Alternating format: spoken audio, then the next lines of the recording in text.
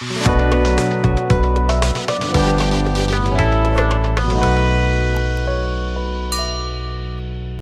हम लोग पढ़ रहे थे आवर इन्वायरमेंट के बारे में। तो हमने आवर इन्वायरमेंट में क्या देखा कि वो जगह जहाँ पे कोई भी ऑर्गेनिजम्स रहता है, वो जगह और उसके आसपास का सराउंडिंग सब मिलके क्या बनाता है, इन्वायरमेंट को।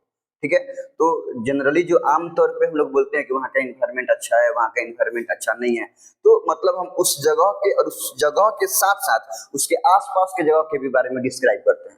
और हम बोलते हैं कहीं का माहौल अच्छा है, कहीं पे अच्छा इन्वायरमेंट है, मतलब वो जगह और उसके आसपास का सब परिवेश क्या है कि अच्छा है।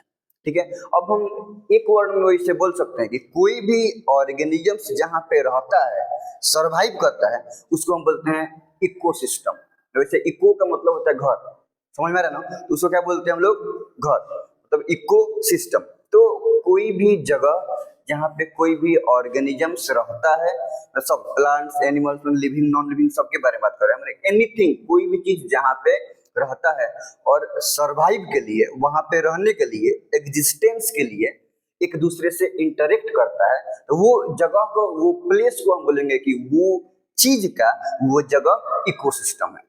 हम ऐसे बोल सकते हैं कि नेचर का एक जो फंक्शनल यूनिट है वो इकोसिस्टम है। ठीक है, इकोसिस्टम का मतलब बस वैसे ही घर, सिंपली हम बोल सकते हैं किसी भी चीज का, लिविंग या नॉन लिविंग का घर को क्या बोलेंगे, इकोसिस्टम। ठीक है, तो अब इसके बाद एक नया चीज आता है, इकोसिस्टम। तो हम यहाँ पे क्या देखें, इकोसिस्टम के बारे में, तो वो जगह जहाँ पे कोई भी चीज लिविंग या फिर नॉन लिविंग जहाँ पे रहता है, मौजूद है, एग्जिस्ट है, और ये सब आपस में एक दूसरे से इंटरेक्ट करते हैं, इंटरेक्ट विथ ईच अदर, मतलब वहां पे सर्वाइवल के लिए, एग्जिस्टेंस के लिए आपस में इंटरेक्ट करते हैं, तो वो जगह को हम लोग क्या बोलते हैं लोग, इकोसिस्टम। अब इकोसिस्टम डिपेंड करता है कि मतलब नेचर के द्वारा बनाया हुआ है या आदमी लोग अपना से उसको प्रिपेयर किया हुआ है। ठीक है, तो प्रिपरेशन के अकॉर्डिंग इकोसिस्टम दो टाइप्स का होता है, एक आर्टिफिशियल इकोसिस्टम और एक नेचुरल इकोसिस्टम। यहाँ पे कोई भी जगह है जहाँ पे कोई भी ऑर्गेनिजम्स नेचुरली रहते हैं, सब चीज बाई नेचर होता है, तो वो बोलेंगे हम लोग नेचुरल इकोसिस्टम। और जहाँ पे आदमी अपने अकॉर्डिंग उस जगह का निर्माण किया है और वहां पे किसी भी लिविंग या नॉन लिविंग को रख रहा है या वहां पे रह रहा है, तो वो सब लोकेशन, वो सब जगह क्या बन जाएगा, आर्टिफिशियल इकोसिस्टम। जैसे मान लो कि कोई भी जानवर जंगल में है, जंगल तो कोई बनाया नहीं है, सब पेड़ रोड अपने से उगे हैं, जंगल है, वहां पे तालाब है, नदी है, पहाड़ है, जो कुछ भी है, तो वो कैसा इकोसिस्टम हो गया, नेचुरल इकोसिस्टम। अब हम अपने से इतना बड़ा एगो शीशा का बना दिए हैं, उसमें पानी रख दिए हैं, उसमें मछली रख दी है, स्टोन स्टोन जो कुछ भी डालना है उसमें डाल दिया, इसको बोलते हैं एक्वेरियम। तो एक्वेरियम कैसा इकोसिस्टम हो गया, आर्टिफिशियल, है ना।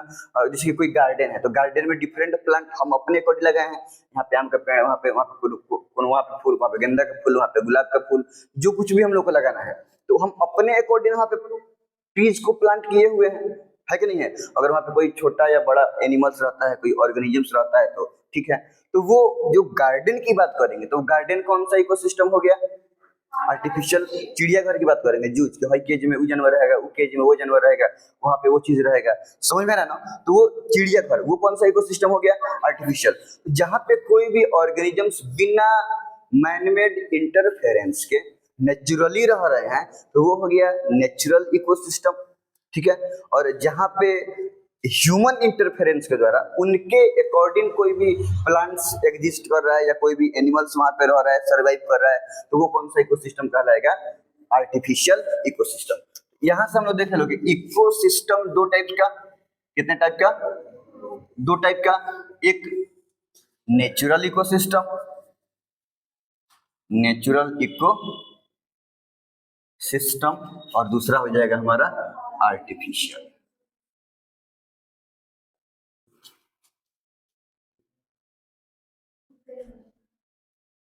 देखो नेचुरल इकोसिस्टम को वैसे हम वन वर्ड में बायोम बोल सकते हैं। बायोम मतलब वो जगह जहाँ पे लिविंग ऑर्गेनिजम्स रह रहे हैं, तो वैसे हम लोग मतलब इससे मिलता जुलता वर्ड है, मतलब नेचुरल इकोसिस्टम का सेग्रीगेटेड वर्ड है बायोम। क्या बोल देंगे, बायोम।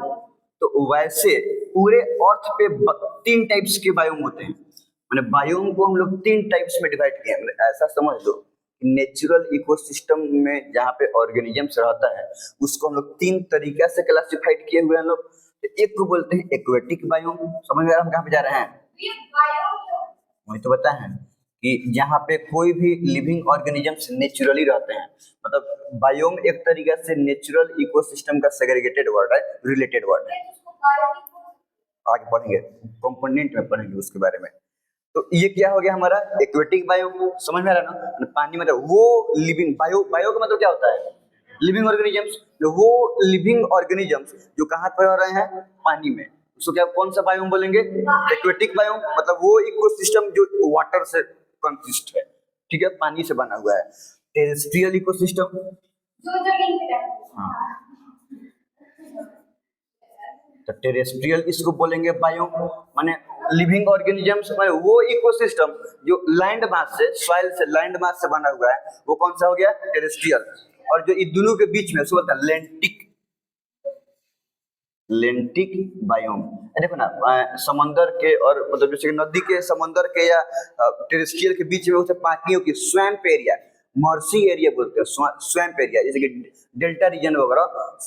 समझ रहे हैं? पानी भी है और वहाँ पे मिट्टी भी है, पाकी टाइप का स्वैम्प एरिया, दलदल, मर्सी एरिया। तो वो सब वहाँ पे जो ऑर्गेनिजम्स, प्लांट्स रहेंगे, अच्छा एनिमल्स रहेंगे, तो वो सब इकोसिस्टम में पानी भी है और क्या है कि जमीन भी है, तो उसको कौन सा बायोम बोलेंगे हम लोग? लेंटिक बायोम। हम लोग पढ़ते हैं कि यहाँ पे जो प्लांट्स रहते हैं वो सब, वो रूट नीचे जाकर ऊपर आ जाता है, तो उस ब्रीदिंग रूट को बोलते हैं न्यूमेटोफोर्स। समझ में आ रहा है ना? एनिमल्स भी रहते हैं, सब दलदल में रहने वाला ऑर्गेनिजम्स या दलदल में रहने वाला प्लांट, तो वो सब आ जाएंगे लेंटिक बायोम्स में, ठीक है। तो ये वो बायोम है जो कनेक्ट करता है एक्वेटिक बायोम को टेरेस्ट्रियल बायोम से, ठीक है। तो बेसिकली ये दोनों बायोम के ऑर्गेनिजम्स इस बायोम के थ्रू ही इंटरेक्ट करते हैं, मतलब कनेक्टेड है, ठीक है। तो देखो एक्वेटिक बायोम में क्या क्या जाएगा, ध्यान से बात समझो।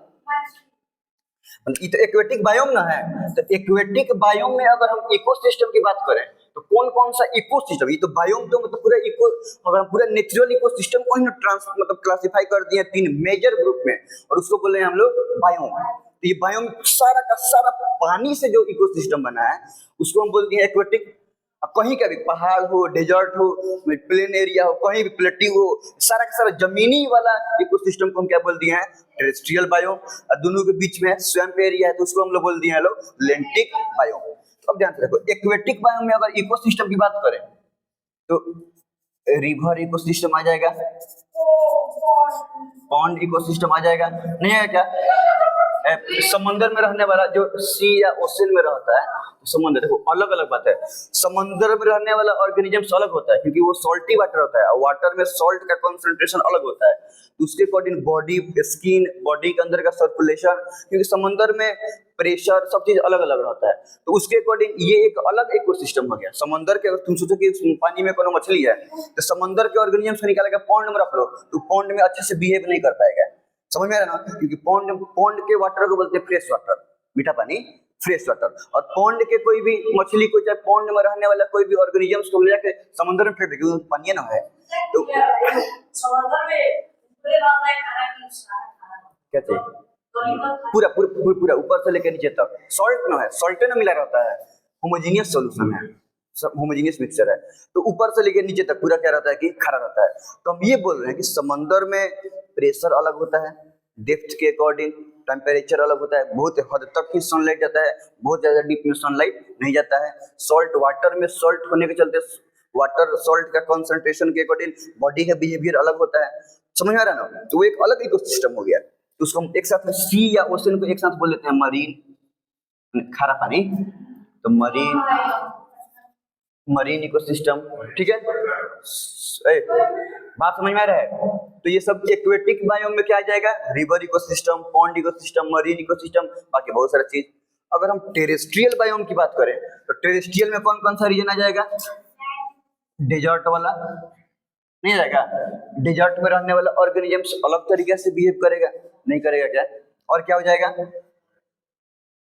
ग्रासलैंड, फॉरेस्ट, तो फॉरेस्ट इकोसिस्टम, अभी हम क्या बोले हैं? Grassland, grassland ecosystem, rain forest, rain forest नहीं है, बहुत बड़ा का अमेजन रेन फॉरेस्ट। तो ये सब हो गया टेरेस्ट्रियल बायोम का इकोसिस्टम, प्लेन आ जाएगा, ठीक है। तो desert ecosystem, forest ecosystem, grassland, rain forest, ये सब हो जाएगा। इसमें ये तो हमारा मर्सी एरिया, स्वैम्प एरिया है, इसमें कोनो पार्ट नहीं है, ये तो बस ये समझो कि ये बीच का क्या है कि दलदल है, ठीक है। तो इस तरीके से हम लोग देख लो कि नेचुरल इकोसिस्टम को एक बड़े पैमाने पे हम कंप्लीटली बोल रहे हैं बायोम, कि मतलब वो जगह जहाँ पे बायो लिविंग ऑर्गेनिजम्स रह रहे हैं। अब ये बायोम को 3 मेजर पार्ट में क्लासिफाई किए, एक्वेटिक वो इकोसिस्टम जो सारा पानी से बना हुआ है, टेरेस्ट्रियल जमीनी हिस्सा, और ये दलदल वाला पानी भी है और मिट्टी भी है, दोनों मिला हुआ है। एक्वेटिक में कौन कौन आ जाएगा देख लो, टेरेस्ट्रियल में कौन कौन आ जाएगा, अटलांटिक बीच वाला हो गया, मतलब जो टेरेस्ट्रियल और एक्वेटिक के बीच में होता है। आर्टिफिशियल इकोसिस्टम, यहाँ से ये समझ में आ रहा है ना कि वो इकोसिस्टम जो नेचुरली अपने से नहीं एग्जिस्ट कर रहा है, इसको ह्यूमन एग्जिस्टेंस से एग्जिस्ट कर रहा है, माने वो इकोसिस्टम जिसको आर्टिफिशियली बनाया गया है ह्यूमन के तरीके से। तो ये आर्टिफिशियल इकोसिस्टम में क्या क्या आ जाएगा, चिड़ियाघर, जूलॉजिकल गार्डन, जू आ जाएगा, उसमें जो भी ऑर्गेनिजम्स एनिमल्स वगैरह रहते हैं वो किसके अकॉर्डिंग रहते हैं, जैसे हम चाहेंगे वैसे, है कि नहीं है। बोटेनिकल गार्डन, बोटेनिकल गार्डन जैसे कि चिड़ियाघर में जानवर रहते हैं, वैसे बोटेनिकल गार्डन में पेड़ पौधा रहेगा, पेड़ पौधा ये सब रहता है, ठीक। हाँ, अभी क्या बोले हैं, एक्वेरियम, जहाँ पे मछली रहता है, फिश रहता है, ठीक है। तो ये एक्वेरियम हो गया। तो ये सब कौन सा इकोसिस्टम हो गया, आर्टिफिशियल इकोसिस्टम। तो वैसे बस देख लो कि अगर किसी भी जैसे कि ह्यूमन सोसाइटी, हम लोग अपने अकॉर्डिंग घर द्वार रोड वोड जमीन सड़क वड़क सब हम लोग अपने अकॉर्डिंग बनाए हैं, ये कौन सा इकोसिस्टम हो जाएगा, आर्टिफिशियल। तो जितना भी ह्यूमन सोसाइटी है तो वो सब कौन सा इकोसिस्टम हो जाएगा, आर्टिफिशियल। तो अगर किसी इकोसिस्टम की बात कर रहे हैं तो बस आंख मूंद के सोच लो वो नेचुरली अपने से बना हुआ है, उसको ह्यूमन के द्वारा बनाया है।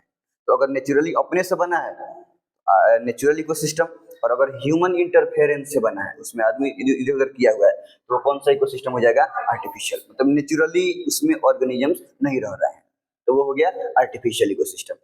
अब हम लोग देखेंगे कंपोनेंट ऑफ इकोसिस्टम। कंपोनेंट और एबायोटिक हो गया नॉन लिविंग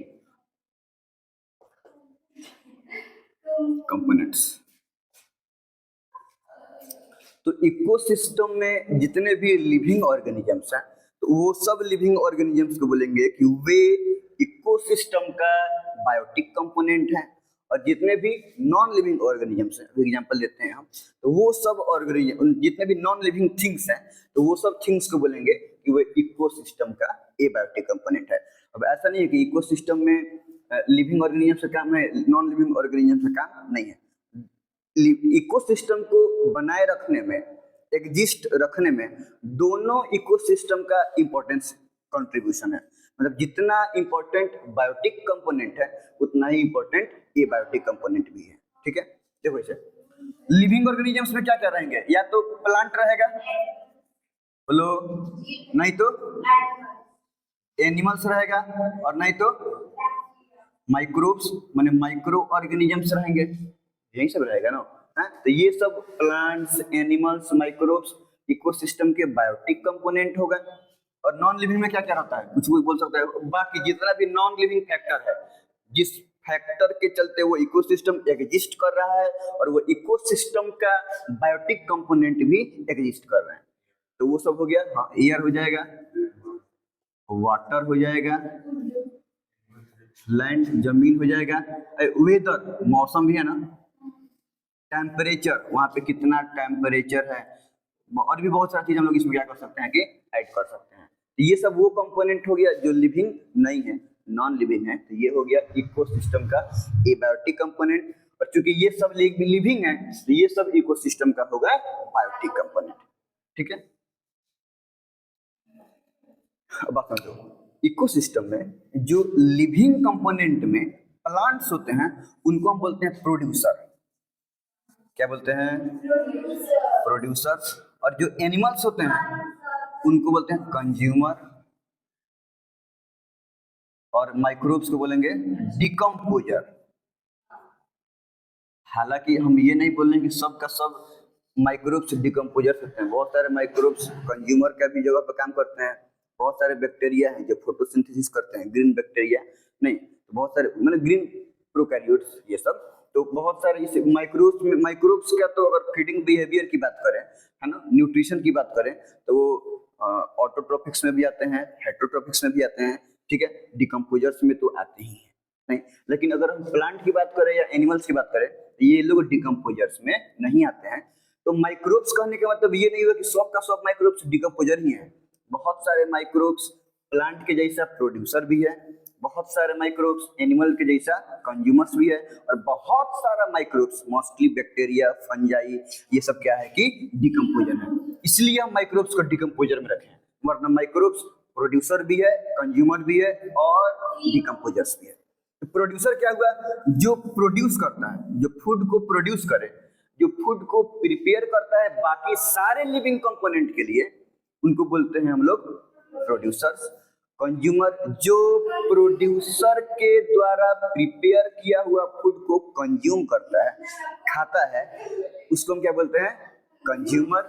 डिकम्पोजर वो जो प्रोड्यूसर्स को या कंज्यूमर्स को उनके कॉम्प्लेक्स बॉडी मॉलिक्यूल्स को, simple complex organic body molecule को सिंपल इनऑर्गेनिक में क्या करता है कि ब्रेक कर देता है, इनऑर्गेनिक फॉर्म में कन्वर्ट कर देता है, वो क्या हो गया, डिकम्पोजर।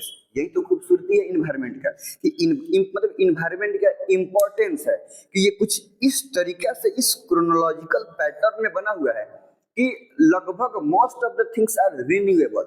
जैसे कि पानी है, मतलब पी लो, फिर मतलब यूज किए लोग, भाप बना, वो सनलाइट आया, भाप बना, ऊपर गया, एक वाटर साइकिल बन गया, समझ रहे हो। इस तरह से पानी खत्म नहीं होगा।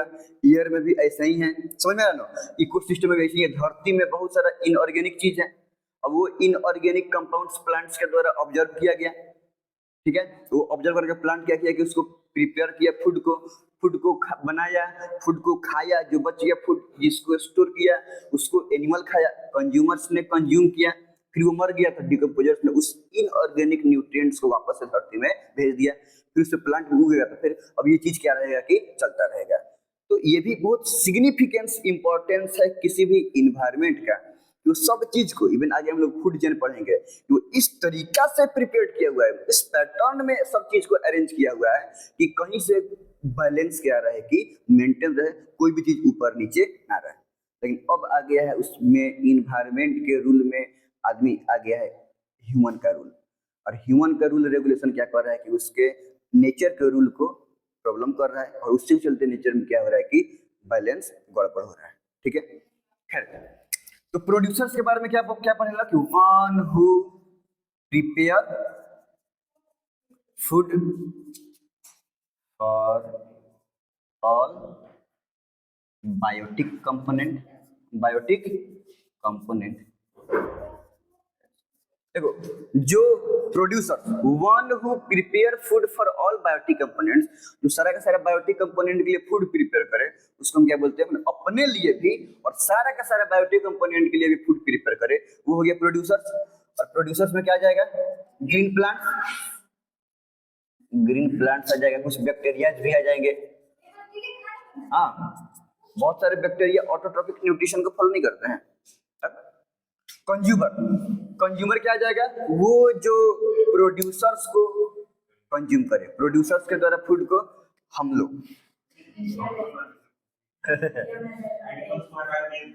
एक ना नहीं है ना, one who consume food prepared by producers, animals,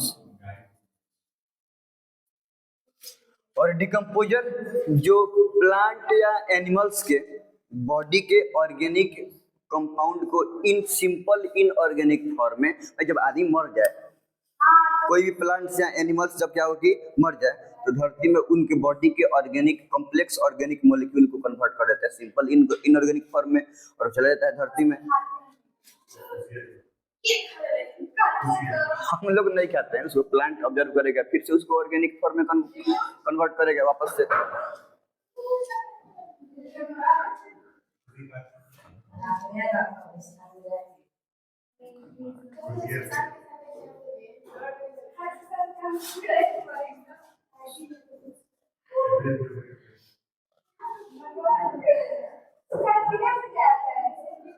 चलो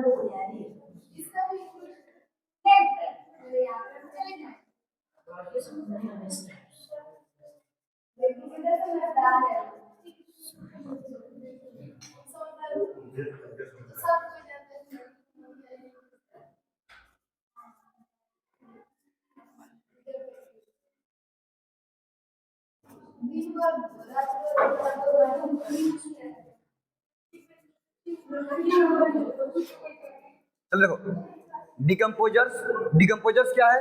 one who convert complex organic molecules of dead organisms into simple inorganic form.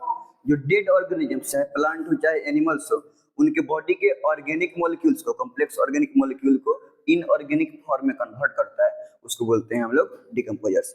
Generally microbes में क्या हो जाएंगे? बैक्टीरिया, फंजाई, ये सब डिकम्पोजर्स होते हैं। ठीक है, तो ये हो गया कंपोनेंट ऑफ इकोसिस्टम। इकोसिस्टम का कंपोनेंट लिविंग कंपोनेंट और नॉन लिविंग। लिविंग कंपोनेंट को बोलते हैं बायोटिक, नॉन लिविंग को बोलते हैं एबायोटिक। और लिविंग कंपोनेंट है प्लांट, एनिमल, माइक्रोब्स देखे हम लोग। ठीक है, प्लांट को बोलेंगे प्रोड्यूसर, एनिमल को बोलेंगे कंज्यूमर, माइक्रोब्स को बोलेंगे डिकम्पोजर्स। अब ऐसा नहीं है कि नॉन लिविंग कंपोनेंट में एबायोटिक फैक्टर्स का इंपॉर्टेंस नहीं है, टेम्परेचर का इंपॉर्टेंस है कि नहीं है? ठीक है, किसी भी इकोसिस्टम में कोई भी प्लांट्स या ऑर्गेनिज्म सरवाइव कर रहा है, ये इसके चलते कि वहां पे टेम्परेचर कुछ वैसा है जिससे वो वहां पे रह के मतलब उसका बॉडी बियर कर सकता है। ठीक है, जैसे कि अगर मतलब सह सकता है, सहन कर सकता है। जैसे अगर डेजर्ट की बात करते हैं, डेजर्ट में ऑर्गेनिजम्स वैसे हैं क्योंकि वहां के बॉडी, वहां के ऑर्गेनिजम्स के बॉडी वहां का टेम्परेचर को बियर कर सकता है। अब उसको उठा के पहाड़ पर लाद देंगे तो वहां पे बचेगा? उसके लिए डिफिकल्टीज होगा। अगर पोलर रीजन में अगर कोई एनिमल्स है तो वहां पे इसलिए क्योंकि बॉडी उस जगह के टेम्परेचर के अकॉर्डिंग अपने आप को अडेप्ट कर लिया है। उसको यहाँ पे लेके आएंगे तो उसको बचेगा? समझ रहे ना, यहाँ पे वो अडेप्ट नहीं कर पाएगा। तो टेम्परेचर, एयर कितना इंपॉर्टेंट है हम लोग को पता है, रेस्पिरेशन में हेल्प होता है। 1 मिनट हवा ना रहे तो आदमी मर जाएगा, है ना।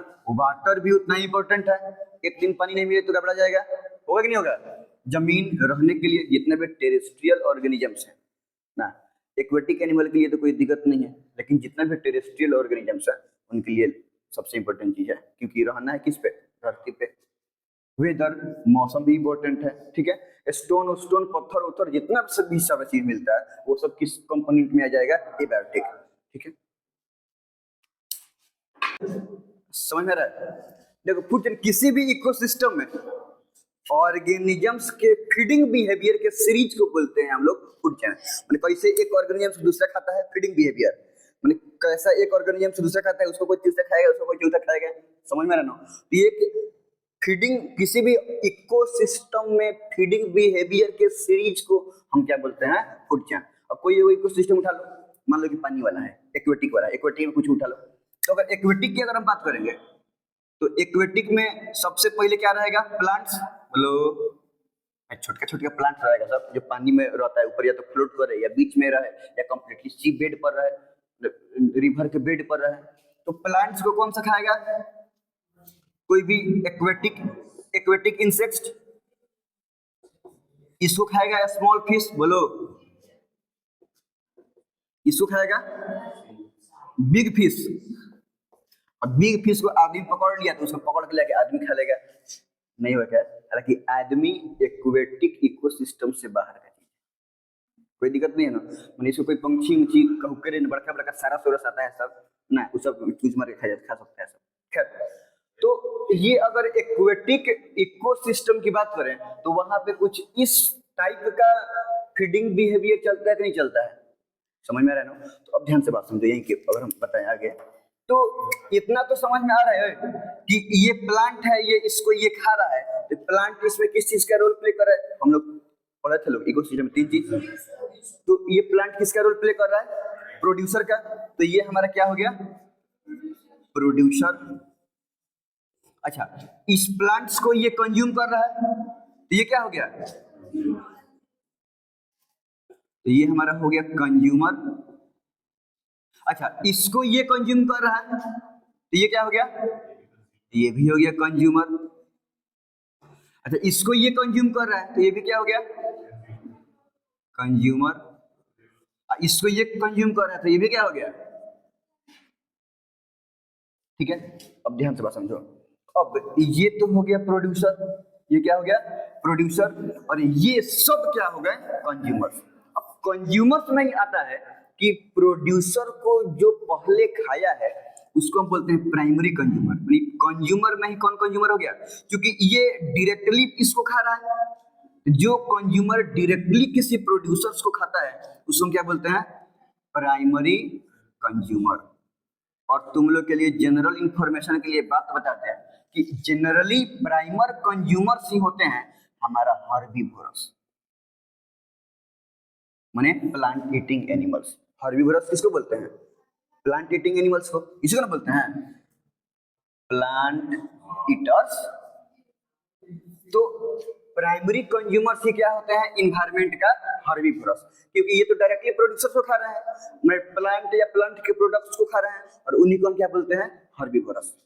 और जो हमारा सेकेंडरी या टर्शियरी या क्वार्टरनरी, मतलब प्राइमरी कंज्यूमर के बाद जितना भी कंज्यूमर्स आ गया वो सब होते हैं हमारा कार्निवोरस। क्या होते हैं, कार्निवोरस। ये तो प्रोड्यूसर हो गया, और ये सब क्या हुआ है, कंज्यूमर। और कंज्यूमर में जो प्राइमरी कंज्यूमर है वो प्राइमरी कंज्यूमर क्या हो गया, हर्बीवोरस, प्लांट्स को या प्लांट के प्रोडक्ट्स को खाता है। और ये सब, ये कौन सा कंज्यूमर हो गया, सेकेंडरी कंज्यूमर, सेकेंडरी कंज्यूमर। ये क्या हो गया, टर्शियरी कंज्यूमर, नहीं टर्शियरी कंज्यूमर। और इस तरीके से ये सेकेंडरी कंज्यूमर हो चाहे टर्शियरी कंज्यूमर हो चाहे उससे बाद वाला कंज्यूमर हो, ये सब के सब क्या हो जाएंगे हमारा कार्निवोरस। कार्निवोरस उन ऑर्गेनिजम्स को बोलते हैं जो किस पे डिपेंड रहते हैं, मीट पर, फ्लेश, जो मतलब मीट ईटर्स, मीट ईटर्स। और इसी के बीच में कोई वो ऑर्गेनिजम्स आ जाएंगे, कोई वो जैसे कि आदमी हो गया, कोई वो ऑर्गेनिजम्स आ जाएंगे जो प्लांट पे भी डिपेंड होता है और ये एनिमल पे भी डिपेंड होता है। तो वो ऑर्गेनिजम्स जो हर्बीवोरस के जैसा भी एक्ट करता है और एक कार्निवोरस के भी जैसा एक्ट करता है, उसको हम क्या बोलते हैं, ओमनीवोरस। ओमनी माने बोथ, तो ओमनीवोरस। तो ओमनीवोरस वो ऑर्गेनिजम्स हो गया जो प्लांट को भी ईट करेगा और ये मीट को भी ईट करेगा। ठीक है, तो वो जैसे भालू वालू हो गया, कौवा हो गया, कौवा को रोटी दे तो वो खा जाएगा, ठीक आता है। चूहा मर रहता है तो उसको फेंक दो तो वो टांग के लेके चल जाएगा, होता है कि नहीं होता है। तो चूहा क्या हो गया, सॉरी कौवा क्या हो गया, ओमनीवोरस। ध्यान से समझो, फूड वेव, फूड चेन में क्या था, किसी एक इकोसिस्टम में ऑर्गेनिजम्स के फीडिंग बिहेवियर के सीरीज को बोल रहे थे हम लोग फूड चेन। और ये फूड वेव, वेव का मतलब होता है जाल, कि मतलब एक या एक से ज्यादा इकोसिस्टम में कैसे एक फूड चेन या एक से ज्यादा फूड चेन, माने दो या दो से ज्यादा फूड चेन एक दूसरे के साथ इंटरेक्ट कर रहा है, इसी को बोलते हैं, यही इंटरलिंकिंग को बोलते हैं हम लोग फूड वेव। इसे देखते हैं, जैसे कि हम लोग एक्वेटिक में तो हम लोग अभी पढ़े थे कि सबसे पहले क्या था, कोई भी स्मॉल प्लांट्स था जो कि पानी में है, एक्वेटिक प्लांट्स था। और प्लांट्स को कौन खा रहे थे, एक्वेटिक इंसेक्ट्स, यही था ना। और एक्वेटिक इंसेक्ट्स को स्मॉल फिश को बिग फिश को आदमी खा रहा था। ठीक है, अगर फॉरेस्ट की बात करें, बात सुन ध्यान से, तो फॉरेस्ट में क्या होता है, प्लांट, बोलो प्लांट को कौन खाता है, हर्बीवोरस। जैसे मान लो कि एग्जांपल दे दो, डियर, DEAR वाला डियर नहीं है, डियर को कौन खाएगा, लायन, नहीं होता है ना। अच्छा, और ग्रासलैंड की बात करें तो जैसे ये स्मॉल प्लांट्स होंगे, बोलो प्लांट्स को खाएगा इंसेक्ट। मान लो कि इसको इंसेक्ट को ना फ्रॉग नाश्ता सुबह सुबह मिल गया तो ब्रेकफास्ट कर लिया फ्रॉग, ठीक है। अब फ्रॉग को कौन खाएगा, स्नेक। और स्नेक को ये बताता है मोर, पिकॉक खाता है, हाँ पिकॉक खा जाएगा, चाहे कोई चिड़िया उड़ती है सब, बाज, क्या बोलते हैं, ईगल, हाँ ये सब, तो ये सब खा जाएगा सब। अब ध्यान से देखो, ये हमारा 3 डिफरेंट फूड चेन है, 3 अलग अलग इकोसिस्टम के। अब ये क्या सब एक, अगर किसी देखो इस कैसे हम इंटरेक्शन कराते हैं, अगर ये इंसेक्ट को ये प्लांट मिला तो इसको खाएगा कि नहीं खाएगा, बोलो ये प्लांट मिलेगा तो इसको खाएगा कि नहीं खाएगा। वैसे ही ये डियर इस प्लांट को खाएगा, इसको भी खा सकता है, ये इंसेक्ट इस प्लांट को भी खा सकता है, नहीं खा सकता है क्या, बोलो, ये हो गया हमारा डियर, ये हो गया इंसेक्ट, ये हो गया फ्रॉग। देखो अगर फ्रॉग कहीं चलते फिरते मिल जाए तो लाइन इसको पकड़ लेगा तो खा लेगा कि नहीं खा लेगा? जनरली ऐसा होता नहीं है ना, लेकिन फिर भी हाँ मार लेगा। फिश, फिश अगर मिल जाए इसको, लाइन को, लाइन तो नहीं खाता, लेकिन बियर वर क्या करता है कि इसको खा लेता है ना। कोई शेर को मछली खाते हुए देखा है सब? नहीं देखा है सब, तो इसको हटाइए देते हैं। मान लो कि ये डियर है, देखो ना, ये चीज को मैं एगो लाइन कर देते हैं, एगो बियर कर देते हैं। चलो बात समझो, ये बियर हो गया है, तो ये बियर किस खा रहा है? डियर को खा रहा है कि नहीं खा रहा है? ये डियर को खा रहा है बियर। अब ये फिश मिल जाएगा तो ये फिश को बियर खाएगा नहीं खाएगा? समझ में आ रहा है कि नहीं आ रहा है? तो इस तरीके से होता ये है कि किसी इकोसिस्टम में, किसी भी इकोसिस्टम में, जैसे कि स्नेक को स्नेक खा सब डायरेक्टली इंसेक्ट को भी खा जाता है सब, स्नेक को स्नेक सब। तो किसी भी मतलब एक या एक से ज्यादा इकोसिस्टम में डिफरेंट फूड चेन आपस में क्या कर रहे हैं कि लिंक कर रहे हैं, तो ये पूरा जाल बन जाता है, और इसी वेब को हम लोग क्या बोलते हैं? Food web. It is interaction of two और मोर फूड चेन्स। ये दो गो से ज्यादा फूड चेन है, कम से कम दो गो या दो गो से ज्यादा food chain with in one और मोर। एक इकोसिस्टम भी में भी इतना सारा घटना हो सकता है, या एक से ज्यादा इकोसिस्टम में भी ये सब घटना हो सकता है। तो वन और मोर देन वन इकोसिस्टम, इसको हम क्या बोलेंगे लोग? Food web. अगर देखो ट्रॉपिक लेवल, किसी भी फूड चेन में डिफरेंट लेवल, अब हम उसको लेवल बाय लेवल लिखेंगे। तो कैसे लोग? प्लांट्स, प्लांट्स को खाता है इंसेक्ट्स, ठीक है, इंसेक्ट्स को खाया फ्रॉग, फ्रॉग को खाया स्नेक, ऐसे करते करते चलता है, ठीक है। तो मैंने सबसे नीचे क्या रहेगा हमारा? प्रोड्यूसर, प्रोड्यूसर को खाएगा कंज्यूमर, कंज्यूमर मान लो हर्बीवोरस, हर्बीवोरस को primary, carnivorous, primary consumer, primary consumer को खाएगा सेकेंडरी कंज्यूमर। समझ आ रहा ना? तो ये जो डिफरेंट किसी एक फूड चेन का डिफरेंट लेवल है जिसमें एनर्जी का ट्रांसफर होता है, इसको बोलते हैं हम लोग ट्रॉपिक लेवल। अभी बताते हैं कैसे एनर्जी का ट्रांसफर होता है। जनरली हम इसको ट्रायंगुलर फेज में बनाते हैं ट्रॉपिक लेवल को। इस फेज में रहता है ट्रायंगुलर फेज में, जिसमें सबसे नीचे रहता है प्रोड्यूसर। देखो ये हम इस बेसिस पे बनाते हैं कि किस लेवल का पॉपुलेशन ज्यादा है। तो सबसे ज्यादा पॉपुलेशन किसका रहता है? प्लांट्स, प्लांट्स, ग्रास, ग्रास, यही सब का पॉपुलेशन सबसे ज्यादा ज्यादा रहेगा किसी भी इकोसिस्टम में। तो सबसे नीचे क्या रहते हैं? प्रोड्यूसर्स। सबसे नीचे क्या होगा? प्रोड्यूसर। और ये अगर हम धीरे धीरे एरिया वाइज जाएं तो सबसे ज्यादा एरिया किसका रहा है? नीचे वाला का कि ऊपर वाला का? नीचे वाला का।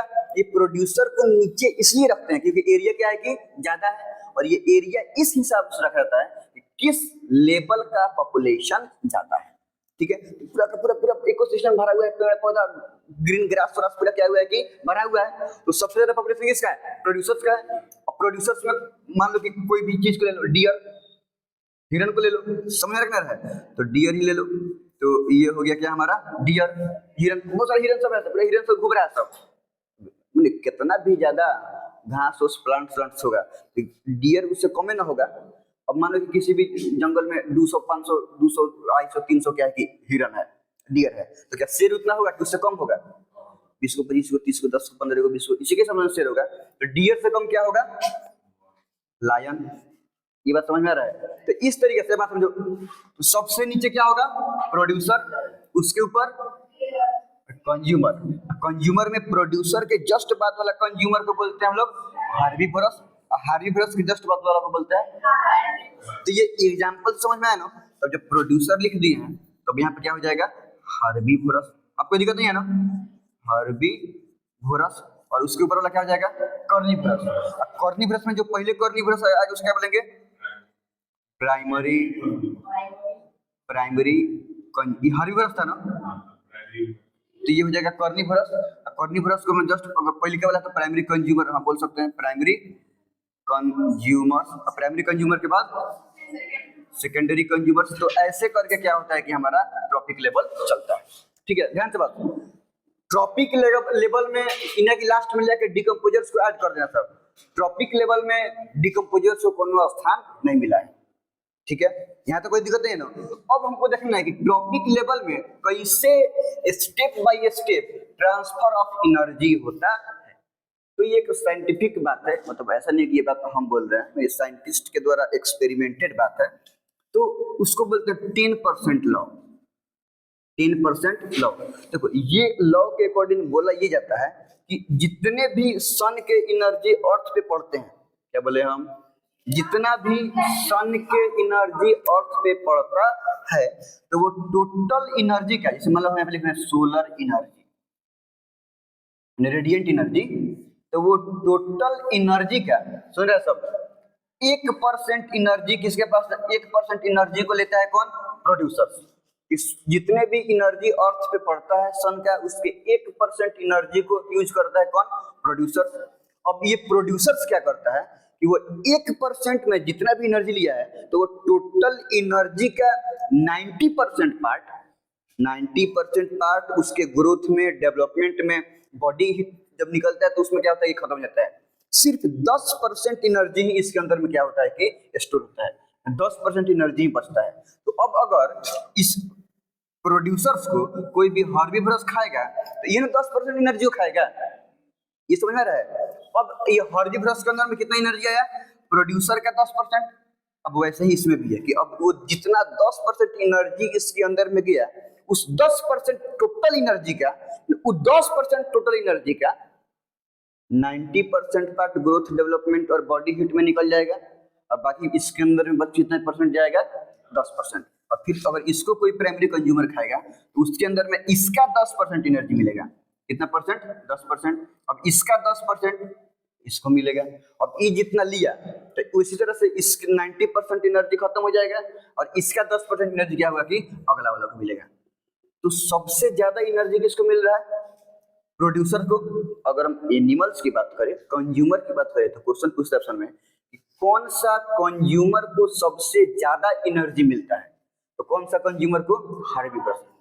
हर्बीवोरस भाई सब कंज्यूमर है ना, है, हर्बीवोरस कंज्यूमर नहीं है क्योंकि प्रोड्यूसर्स को खाता है, ये भी क्या हो गया, कंज्यूमर हुआ कि नहीं हुआ, कंज्यूमर। और चूंकि ये डायरेक्टली प्लांट को खा रहा है, प्रोड्यूसर को खा रहा है, इसलिए हम इसको बोल रहे हैं हर्बीवोरस।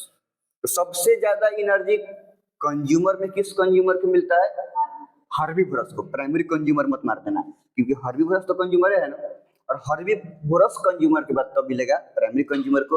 और सबसे कम एनर्जी किसके पास मिलता है, तो ऑप्शन देख लेना, अगर सेकेंडरी कंज्यूमर है तो सेकेंडरी कंज्यूमर मारना, और नहीं तो प्राइमरी कंज्यूमर पे, ठीक है। जैसे हम एक एग्जांपल लेके चलते हैं, ये एक इमेजिनरी एग्जांपल मान लो कि लेके चलते हैं। मान लो कि सन का लाइट जो यहाँ पे आ रहा है वो मान लो कि 10,000 जूल एनर्जी आ रहा है, 10,000 जूल क्या हो रहा है कि एनर्जी आ रहा है, ठीक है।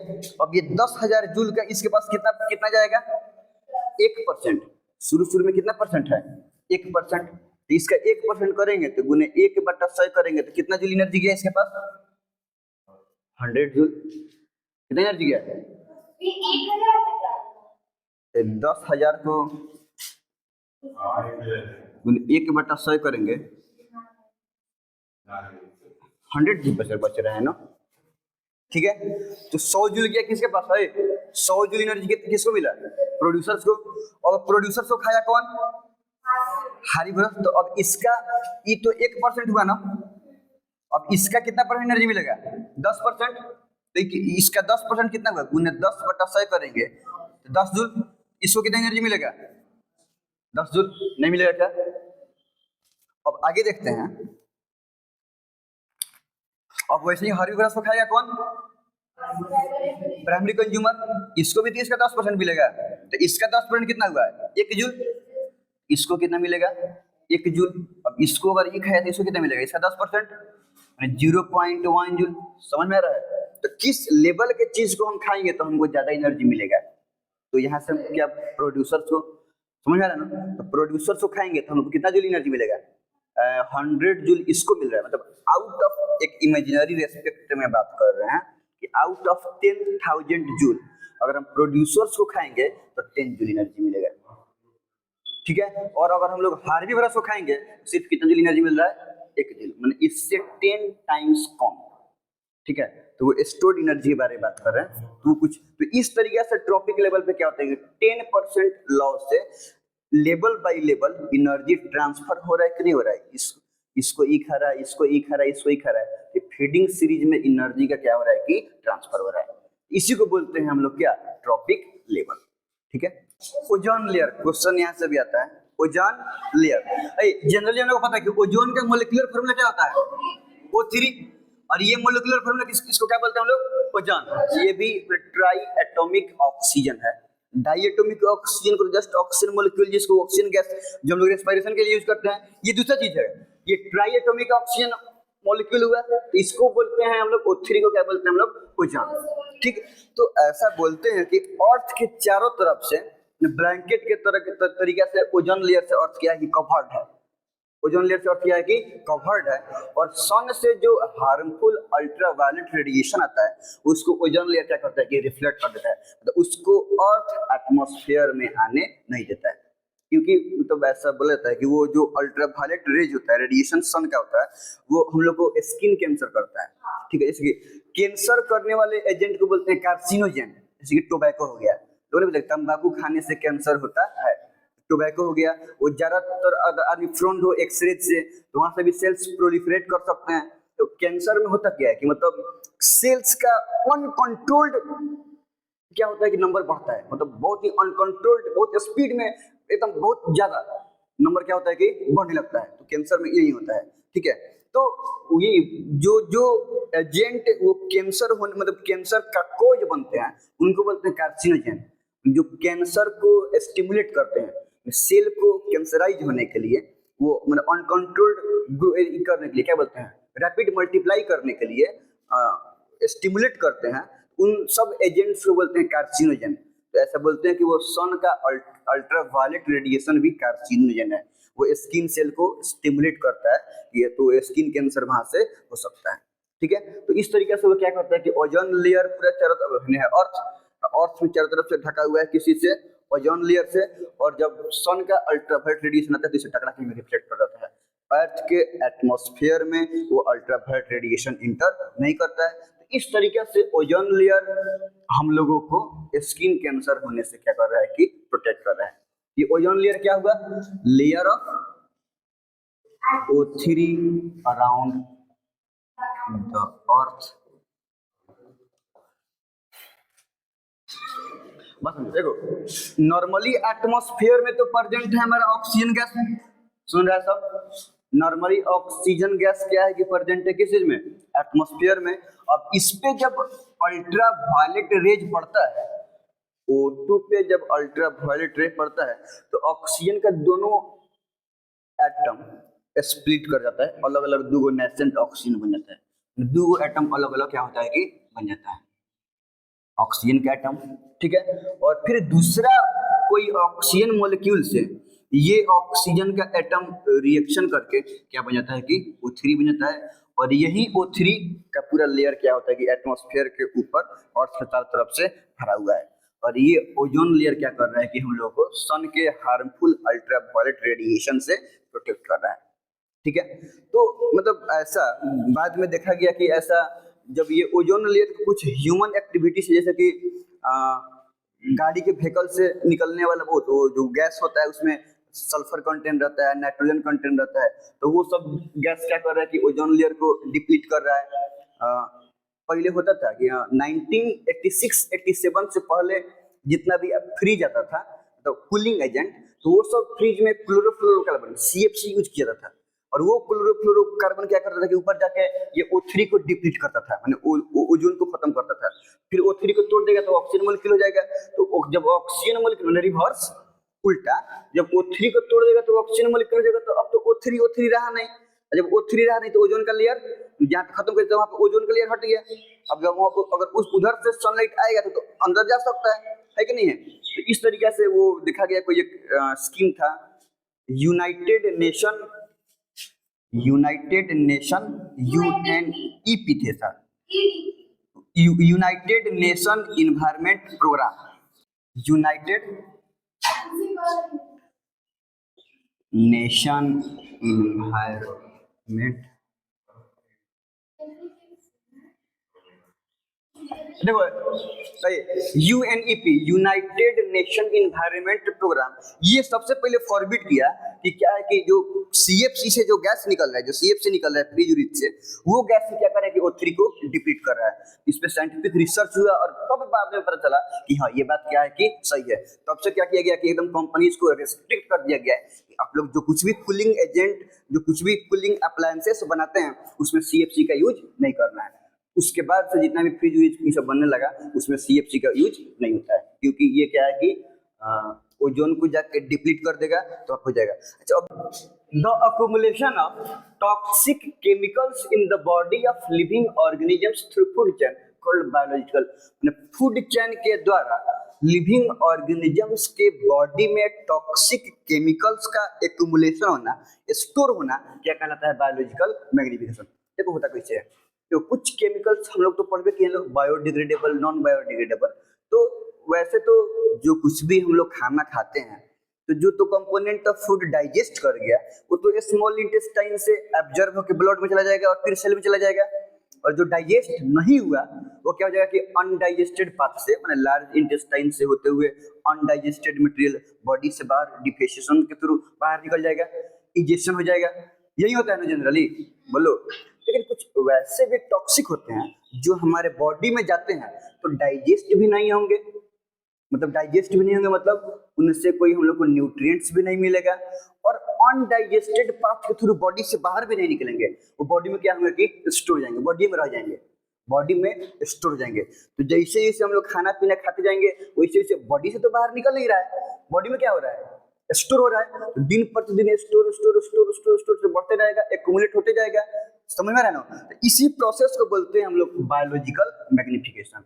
और इसके चलते ही हम लोग नहीं बोलते कि पहले बहुत सारा डिजीज, बीमारी नहीं हुआ करता था, अब रोज रोज नया नया क्या हो रहा है कि बीमारी आ रहा है ना। तो अब इस सब यही जो टॉक्सिक केमिकल्स हमारे बॉडी में स्टोर हो रहे हैं वो तो बॉडी से बाहर निकल नहीं रहे हैं और न्यूट्रिएंट्स प्रोवाइड कर नहीं रहे हैं, उन्हीं सब टॉक्सिक के साइड इफेक्ट के रूप में हम लोग को नया नया बॉडी को क्या करना पड़ रहा है कि हो रहा है, वो टॉक्सिक्स का साइड इफेक्ट है। समझ में आ रहा है कि नहीं आ रहा है? तो जैसे कि ये सब जनरली फर्टिलाइजर से होता है। अब बात समझो, फर्टिलाइजर को हम लोग यूज किए लोग खेत में, अब वो फर्टिलाइजर के इफेक्ट से तो फ्रूट बड़ा बड़ा हो गया, अब वो फर्टिलाइजर गया किस में? उसको ऑब्जर्व किया प्लांट्स, अब वो प्लांट के प्रोडक्ट्स हम लोग खाएं लोग तो प्लांट में गया, अब प्लांट को खाएं लोग हम लोग तो हम लोग के बॉडी में आया। जनरली यही होता है कि नहीं होता है? फिर हमारे बॉडी से तो बाहर निकला नहीं और न्यूट्रिएंट्स दिया नहीं तो बॉडी में क्या हो गया कि स्टोर हो गया। या फिर वो फर्टिलाइजर हेवी रेन से बह के चला गया पानी में, बोलो कहाँ चला गया? पानी में। अब एक्वेटिक प्लांट वो वाटर को ऑब्जर्व किया तो वो वहां से चला गया एक्वेटिक प्लांट में, और प्लांट में रह गया, प्लांट से बाहर निकला नहीं, तो प्लांट को मछली खाया तो वहां से चला गया मछली में। अब मछली अब अनडाइजेस्टेड फूड के साथ मछली से भी बाहर नहीं निकलेगा, अब मछली को न्यूट्रिएंट्स भी नहीं देगा, तो अब वो एक्युमुलेट होने लगा किसके बॉडी में? मछली के बॉडी में। अब फिर जैसे ही मछली को हम लोग खाएंगे लोग, वो आ जाएगा उसके बॉडी से मसल्स के थ्रू हमारे बॉडी में, और हमारे बॉडी से भी मतलब अनडाइजेस्टेड फूड के रूप में बाहर निकलेगा नहीं और डाइजेस्ट होगा नहीं, तो अब वो एक्युमुलेट हो गया हमारे बॉडी में। एक दिन की बात थोड़ी, रोज रोज खाना खाना है लोग नहीं बोलेंगे। आजकल जितना भी अगर लोग ऑर्गेनिक फूड को खाए उतने ज्यादा हेल्दी है, उतने ज्यादा सेहतमंद है, क्योंकि जो हम लोग खाना खाते हैं पेस्टिसाइड्स वाला, केमिकल फर्टिलाइजर्स वाला, तो वो सब क्या है? वो सब वो केमिकल्स हैं जो हमारे बॉडी में मैग्नीफाइड होंगे, मतलब क्या होगा? एक्युमुलेट होंगे, और उनके एक्युमुलेशन से फ्रूट तो बड़का बड़का हो जाएगा, तो कमर्शियल लेवल पर तो बेनिफिट होगा, क्योंकि हम लोग केमिकल्स डाल दिए, लोग फ्रूट बड़का बड़का हो गया, भारी हो गया, नहीं उसको बेच लिए, लोग पैसा ज्यादा मिला। तो फर्टिलाइजर के यूज करने से कमर्शियल तरीका से तो हम लोग को बेनिफिट हो रहा है, लेकिन अगर फिजिकली देखें, फिजियोलॉजिकली देखें, तो जब हम उसको खा रहे हैं तो हम पे क्या हो रहा है कि वो केमिकल्स जाके बॉडी में स्टोर हो जा रहा है, और उसके साइड इफेक्ट के रूप में बहुत सारा डिजीज हो रहा है। ठीक है, तो ये पूरा प्रोसेस होता है किसमें? बायोलॉजिकल मैग्निफिकेशन में। तो अगर हम हमारे इन्वायरमेंट का हम खुद एक हिस्सा है, इकोसिस्टम हमारा पार्ट नहीं है, हम इकोसिस्टम के पार्ट है, समझ रहे? जो कि हम लोग इकोसिस्टम के बायोटिक पार्ट के रूप में है, है कि नहीं है। तो अगर इकोसिस्टम में कहीं से कोई प्रॉब्लम होता है तो एक तरीके से है कि इकोसिस्टम में प्रॉब्लम होगा तो प्रॉब्लम क्या होगा कि हमको भी होगा। ये कुछ इस तरह से, मान लो कि हमारा पूरा बॉडी एक इकोसिस्टम है, तो अगर हमारा एक हाथ कट गया, मान लो कितना परसेंट हाथ क्या हुआ कि कट गया, तो ऐसा नहीं कि एक हाथ कटने से सिर्फ सिर्फ हाथ को प्रॉब्लम होगा, हमारे पूरा बॉडी को प्रॉब्लम होगा। मतलब जो दर्द दर्द होगा तो सारा बॉडी को होगा ही होगा। लेकिन ये हाथ से हम जितना भी डेली लाइफ का एक्टिविटीज करते थे, जिसे हम सब काम कंफर्टेबली कर लेते थे, अब ये हाथ के नहीं रहने से हमारा बॉडी में वैसे हो पाएगा क्या? बहुत सारा काम हम सही से नहीं कर पाएंगे। तो इस हाथ के नहीं रहने से प्रॉब्लम किस होगा? सिर्फ इस हाथ को कि पूरा बॉडी को। उस तरीके से कि अगर इकोसिस्टम में बायोटिक कंपोनेंट भी है और एबायोटिक कंपोनेंट भी है कि नहीं है। तो बायोटिक या एबायोटिक, जैसे कि एयर में प्रॉब्लम हो गया, वाटर में प्रॉब्लम हो गया, ठीक है, कोई भी लिविंग ऑर्गेनिजम्स में, हर्बीवोरस कार्निवोरस में अनबैलेंस हो गया, तो किसी में भी प्रॉब्लम होना इकोसिस्टम में प्रॉब्लम होना जैसा है। और अगर इकोसिस्टम में प्रॉब्लम होगा तो डायरेक्टली इनडायरेक्टली हम लोग के ऊपर उसका असर पड़ेगा, खराब असर पड़ेगा। तो as a human, as a skilled species होने के नाते ये हमारा रिस्पॉन्सिबिलिटी है कि हम लोग अपने इकोसिस्टम को मैनेज करके रखें। जहां कहीं भी अनबैलेंस हो तो वो बैलेंस को बैलेंस्ड करने के लिए हम क्या करें कि कंट्रीब्यूट करें, अपने इकोसिस्टम को हम खुद प्रोटेक्ट करें, कंजर्व करें। ठीक है।